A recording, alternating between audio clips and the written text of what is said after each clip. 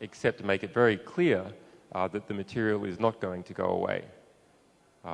So further court actions tend to just draw more attention to the material and becomes counterproductive. And maybe another side comment that also comes in with this topic, I think. What we would like to ultimately promote is that journalists in general, at some point in time, release their sourcing material with us.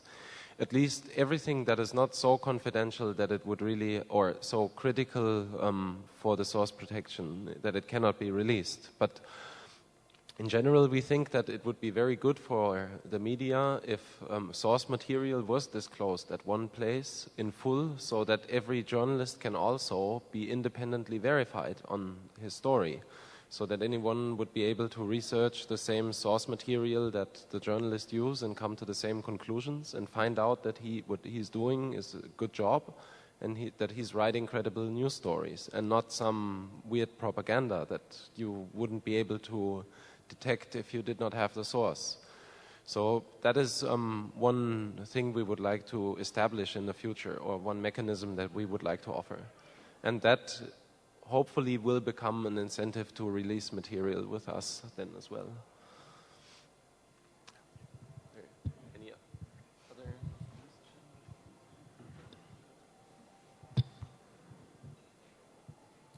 Hello.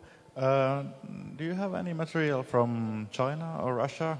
And do you have personnel who know Chinese or Russian to evaluate your material? I didn't hear the second part of the question. Do you have people who know other languages like Russian or Chinese to evaluate the material, or are you just working in these Western languages? Yeah, so we do have contacts with people that know a variety of languages. So often if we get an important document in, we will find someone who knows that language. Sometimes that can be quite hard. And we do have documents in Chinese and Russian, some very important documents in Chinese. As an example, all the censorship keywords used by Baidu, which is the Chinese Google, censorship keywords used by state TV, censorship political logs of what things need to be censored and who needs to be contacted, propaganda activities related to the 60th Chinese Communist Party celebrations that are coming up. But yes, we need more people with non-European languages involved at a closer level. So they can be continually consulted. At the moment, it's a process of reaching out to friends of friends who might know that language. And we also need help with additional translations of the website itself, how to use it. And for sourcing, that can also be an issue when people are trying to source material from a foreign country and they don't know the language. That can often pose significant barriers. There are many former colonies, however, that do speak European languages that are not part of Europe, and we've seen a lot of documents from those which have been partially smuggled out by Europeans.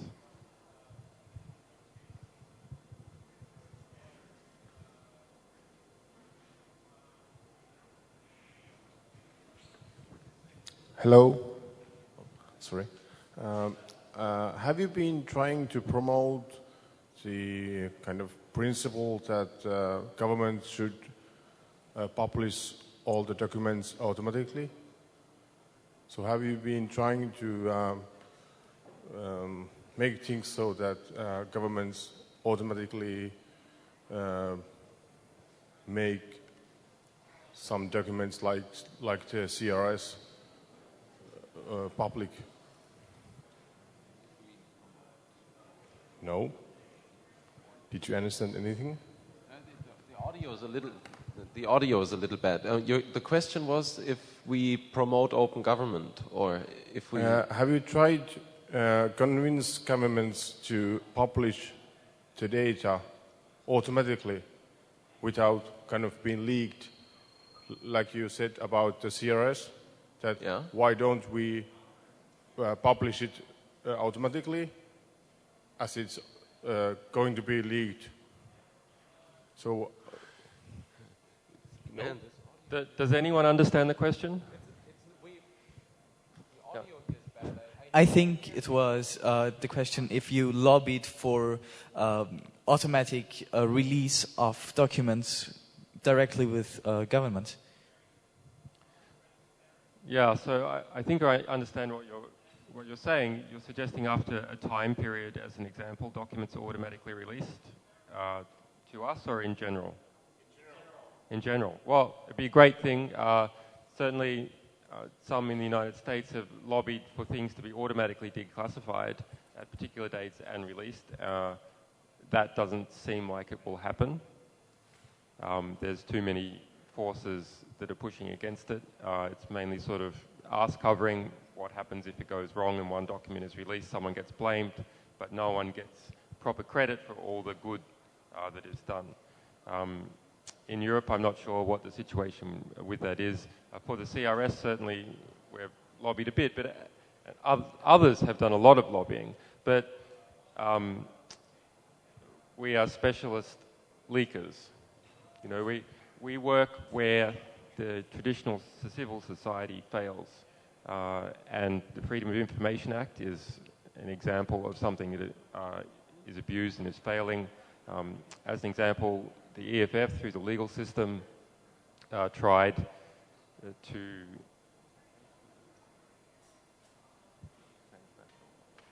There's a transnational treaty that has been plotted over the past 2 years in relation to copyright, ACTA.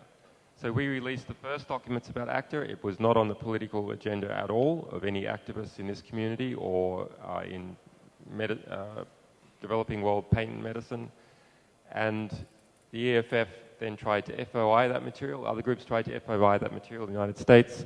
It was classified as a national security secret, even though it's just a copyright treaty, under the basis that United States copyright holders' positions might be marginalized in the negotiations and they wouldn't make as much profit. And the EFF just 1 month ago gave up on that case because it was their legal belief that the state saying that something was a matter of national security was extremely hard to break, because the court wouldn't be happy to open the document to see if it was as a matter of national security. So it is important to attack with two prongs. One prong is provide an official, if you like, leak system, which is the Freedom of Information Act, and then also, on the other hand, the unofficial system, which is people engaging in civil disobedience and smuggling out material that's been withheld from legal restrictions or just bureaucratic restrictions. To some extent, things like the Freedom of Information Act are there because if you don't legalize it, then it will all be done in I shouldn't say illegal, but in a way that is not managed by the law. So the more leaking there is, the more aggressive leaking there is, the more things like the Freedom of the Information Act are empowered.